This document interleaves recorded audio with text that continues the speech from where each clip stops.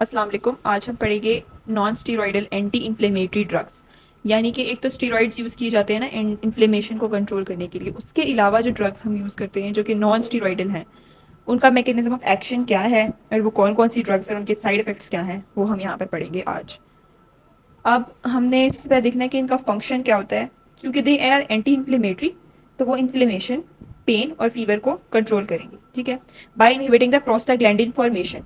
Prostaglandins कहाँ से बन रहे थे? प्रोस्टाग्लैंडिन्स कहाँ से बन रहे हैं? कॉक्स से। ठीक है, साइक्लोऑक्सीजिनेज से। अगर वो इन्फ्लेमेशन को कंट्रोल करेंगे तो हम एंटी इन्फ्लेमेटरी कहेंगे, अगर वो पेन को करेंगे तो हम उन्हें एनाल्जेसिक कहेंगे, और अगर वो फीवर को करेंगे तो हम क्या कहेंगे? उन्हें एंटीपायरेटिक ड्रग्स। अब हम कहते हैं इनके अलावा इनका एंटी प्लेटलेट इफेक्ट भी होता है, यानी कि अगर किसी को थ्रोम्बोटिक कंडीशन है तो हम उसमें एंटी प्लेटलेट के तौर पर दे सकते हैं, क्योंकि ये क्या इनहिबिट करते हैं? थ्रोम्बोक्सेन भी इनहिबिट करते हैं। थ्रोम्बोक्सेन का काम जो है वो प्लेटलेट एग्रीगेशन होता है, राइट। सो इनका एंटी प्लेटलेट इफेक्ट है, और दोनों प्रोस्टाग्लैंडिन्स भी और थ्रोम्बोक्सेन्स को भी कैसे ये इनहिबिट कर रहे हैं? By inhibiting the cyclooxygenases. Okay, तो एनएसएइड्स क्या करेंगे? साइक्लोऑक्सीजिनेज 1 या 2 को इनहिबिट करेंगे और उससे अपना इफेक्ट शो करेंगे। अच्छा, अब ये जितना भी मैकेनिज्म, ये वाला जो प्रोसेस है ना, ये मैंने पिछली वीडियो में उसका लिंक मैं कमेंट सेक्शन में दे दूंगी, तो अगर आपने वो डिटेल से देखनी हो तो आप वो देख सकते हैं। अभी मैं सिर्फ इसको ओवरव्यू दे रही हूँ कि एराकिडोनिक एसिड से साइक्लोऑक्सीजिनेज भी बनता है और 5 लाइपोक्सीजिनेज बनता है। इससे तो हमारे पास ल्यूकोट्राइंस बनते हैं। अब तो ल्यूकोट्राइंस जो है वो उनका रोल इम्यून सिस्टम में होता है, बट एस्थमा में कुछ ल्यूकोट्राइंस का रोल होता है। फिर हम कहते हैं कॉक्स का।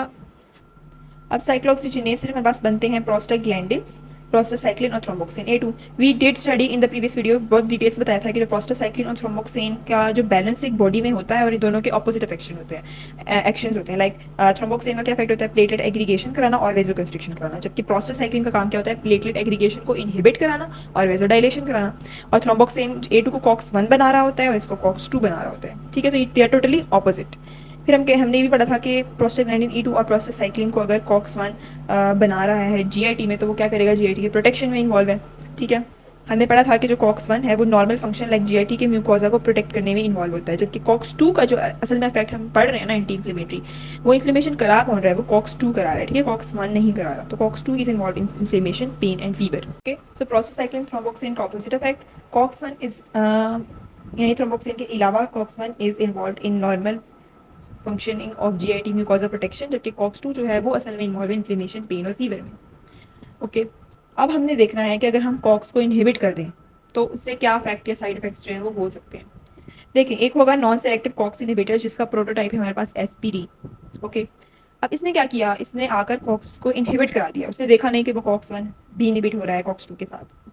ठीक है, क्योंकि एस्पिरिन ने करना क्या? उसने एंटी इन्फ्लेमेशन और ये सारे इफेक्ट्स शो करने हैं, तो उसके लिए उसे कॉक्स 2 को इनहिबिट करना था, लेकिन उसने साथ में कॉक्स 1 को भी इनहिबिट करा दिया, यानी कि नॉन सेलेक्टिव है। अब कॉक्स 1 को भी साथ में इनहिबिट कराने का रिस्क या साइड इफेक्ट क्या हुआ?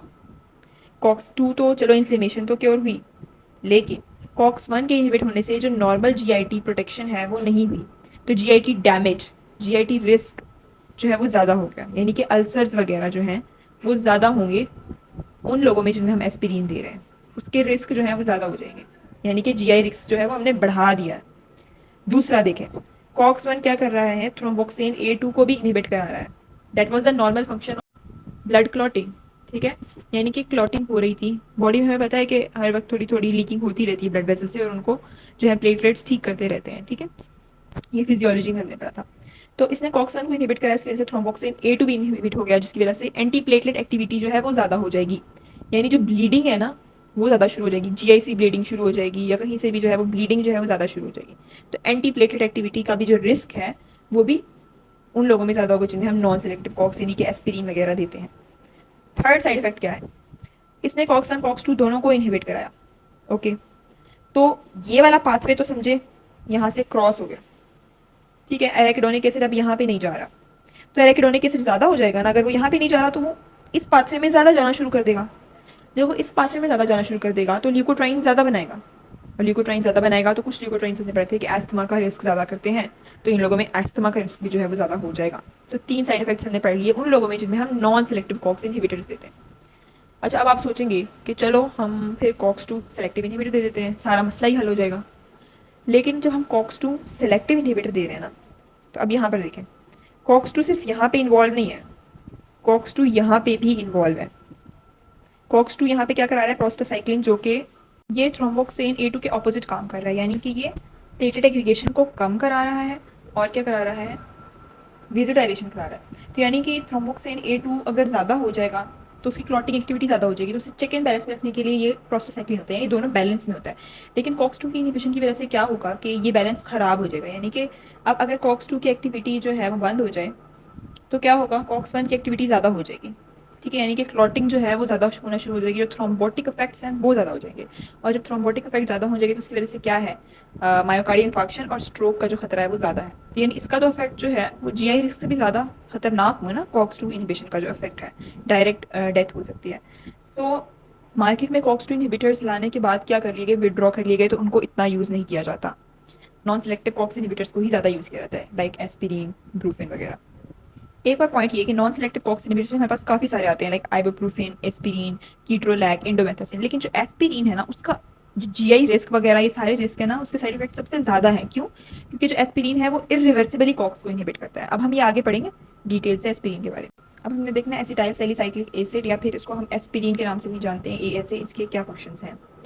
अच्छा, अगर हम इसे लो डोज में देना लेस देन 300 mg/यल, तो हम इसे पोस्ट मायोकार्डियल इन्फेक्शन में प्रोफाइलैक्सिस के तौर पे देते हैं, यानी कि मायोकार्डियल इन्फेक्शन हो चुका है तो उसके बाद हम दोबारा ना हो उसके लिए देते हैं। क्यों? क्योंकि इसकी एंटी प्लेटेड एक्टिविटी होती है। ठीक है, हमने पढ़ा था पहले भी कि एनिसिड्स की एंटी प्लेटेड एक्टिविटी जो है वो होती है। फिर मॉडरेट डोज जो है वो 300 से 2400 के बीच में है, जो कि पेन और फीवर को कंट्रोल करती है। और हाई डोजेज जो हैं वो हमारे पास एंटी इन्फ्लेमेटरी होती हैं। अच्छा, नेक्स्ट हमने देखना है कि हमारे पास ना कॉक्स की इरिवर्सिबल इनिबिशन कराता है, बाकी एनिसिड्स रिवर्सिबल कराते हैं। अब इरिवर्सिबल कैसे कराता है कि जो हमारे पास कॉक्स एक एंजाइम है, उसकी एक्टिव साइट के ऊपर एक सेरीन लगा होता है, अमाइनो एसिड। उस सेरीन के OH ग्रुप को ये एसिटाइलेट कर देगा, तो वहाँ पर फिर वो अपना फंक्शन परफॉर्म नहीं कर पाएगा। अब हम कहते हैं कि क्या होता है कि कॉक्स 1 की भी इनिबिशन हो रही है, कॉक्स 2 की भी, दोनों की भी इरिवर्सिबल हो रही है। बट जो कॉक्स 2 एंजाइम है ना, वो किससे बन रहा था, वेस्कुलर एंडोथेलियम। वेस्कुलर एंडोथेलियम क्या है, एक न्यूक्लिएटेड सेल है। तो यानी कि अगर हमने इसका इरिवर्सिबल कर भी दिया, कॉक्स 2 को इनहिबिट कर भी दिया, तो वेस्कुलर एंडोथेलियम क्या करेगा, वो दोबारा से कॉक्स 2 बना लेगा, नया एंजाइम बना लेगा, क्योंकि उसके पास न्यूक्लियस है, उसके पास ट्रांसक्रिप्शन मशीनरी है, तो कॉक्स 2 दोबारा बना लेगा। तो कॉक्स 2 की वजह से हम कहते हैं प्रोस्टासाइक्लिन जो है वो तो रिकवर कर जाएगा। लेकिन प्लेटलेट्स जो हैं वो नॉन न्यूक्लिएटेड होते हैं, तो प्लेटलेट्स जो है वो कॉक्स 1 नहीं बना पाएंगे दोबारा। ठीक है, जब तक नए प्लेटलेट्स नहीं आ जाते। ठीक है, तो जो एग्जिस्टिंग प्लेटलेट्स हैं वो उस कॉक्स 1 को नहीं बना पाएंगे, जिसकी वजह से थ्रोम्बोक्सिन A2 जो है वो नहीं बन सकेगा। अब देखिए बैलेंस फिर खराब हो गया ना, कि थ्रोम्बोक्सिन A2 नहीं है और प्रोस्टासाइक्लिन जो है वो ज़्यादा हो जाएगा, तो क्या हो गया, एंटी प्लेटलेट एक्टिविटी जो है वो ज़्यादा हो जाएगी। ब्लीडिंग, हम कहते हैं GI ब्लीडिंग या कोई भी जो ब्लीडिंग वगैरह होती है, वो एस्पिरिन के अंदर सबसे ज़्यादा होती है as compare to other NSAIDs. Okay, next एक पॉइंट ये है कि हमारे पास ये लो डोज में हाइपरयूरिसीमिक होता है और हाई डोज में यूरिकोशूरिक होता है, जस्ट लाइक प्रोबेनिसिड, जो कि ट्रीटमेंट ऑफ गाउट में यूज़ करते हैं। और हमने ट्रीटमेंट ऑफ गाउट में फिलहाल डिटेल से पढ़ा था कि ऐसा क्यों होता है। लेकिन अभी मैं आपको सिर्फ ये बताती हूँ कि हाई डोज में जो है ये कम्पीट करता है यूरिक एसिड के साथ और रीअब्जॉर्प्शन, जस्ट लाइक प्रोबेनिसिड। ठीक है, तो यूरिक एसिड जो है वो रिलीज हो जाता है यूरिन में, और ये जो है ये रीअब्जॉर्ब हो जाता है उसकी जगह, तो ये यूरिकोशूरिक होता है। लेकिन लो डोज में it competes not only for reabsorption but more for secretion. ठीक है, तो हम कहते हैं यूरिक एसिड की जगह जो है इसके साथ ये कम्पीट करेगा फॉर सिक्रीशन, और ये ज़्यादा सिक्रीट हो जाता है और यूरिक एसिड जो है वो रीअब्जॉर्ब हो जाता है, तो इट कॉजेज हाइपरयूरिसीमिया। नेक्स्ट हम कहते हैं कि अगर हम नॉर्मल डोजेज में देते हैं एस्पिरिन, तो हमारे पास क्या करेगा, वो ऑक्सीडेटिव फॉस्फोराइलेशन की माइल्ड सी अनकपलिंग कर देगा। ठीक है, यानी कि फिर उससे जो हमारे पास नीड है, मेटाबॉलिक नीड है, यानी कि ATP वो बन नहीं रहा सही, तो उस मेटाबॉलिक नीड को या रेस्पिरेटरी नीड को पूरा करने के लिए क्या होता है कि रेस्पिरेशन ज़्यादा हो जाती है। रेस्पिरेशन ज़्यादा होगी तो क्या होगा, कार्बन डाइऑक्साइड ज़्यादा रिलीज होगी, तो कार्बन डाइऑक्साइड का प्रेशर जो है वो ब्लड बॉडी में कम हो जाएगा।